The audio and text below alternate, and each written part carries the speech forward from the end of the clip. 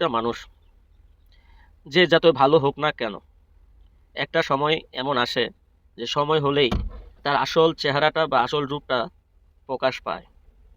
এটাই বাস্তবতা। আসলে মানুষ চেষ্টা তো করে ভালো সাজার, কিন্তু ভালো ততক্ষণ থাকে যতক্ষণ পর্যন্ত না সে আপনার থেকে স্বার্থ হাসিল করতে পারে।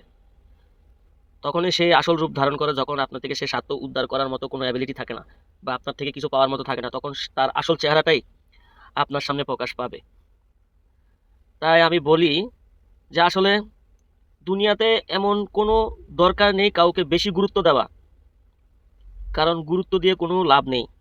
হয়তো আপনি তার আসল চেহারাটা এখন দেখতে পাচ্ছেন না, কিন্তু সময় হলে ঠিকই সে আপনাকে তার আসল রূপটা দেখাবে। বর্তমান যুগে মানুষ মানেই বেঈমানের পরিণত হয়েছে। আমার কথা হয়তো অনেকের খারাপ লাগতে পারে, তো কিছু করার নেই।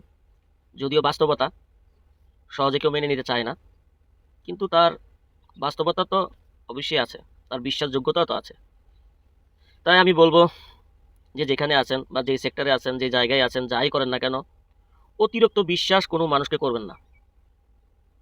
অতিরিক্ত বিশ্বাস করলেই ওই মানুষটাই আপনাকে সবার আগেই হার্ট করবে বা আপনাকে কষ্ট দিবে এবং ব্যথা দিবে এবং আপনার বিশ্বাসের অমর্যাদা করবে।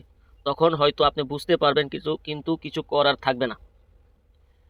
তাই সবাইকে আমি একটাই সাজেশন দেব, দুনিয়াতে চলতে গেলে অবশ্যই তার প্রত্যেকটা মানুষের সাথে চলাফেরার দরকার আছে, কিন্তু এমনভাবে চলার দরকার নেই যে চললে যে আপনারও ক্ষতি হবে বা অন্য ব্যক্তি আপনার থেকে স্বার্থ ফায়দা লুটে নিয়ে আপনাকে একটা বিপদে ফেলবে।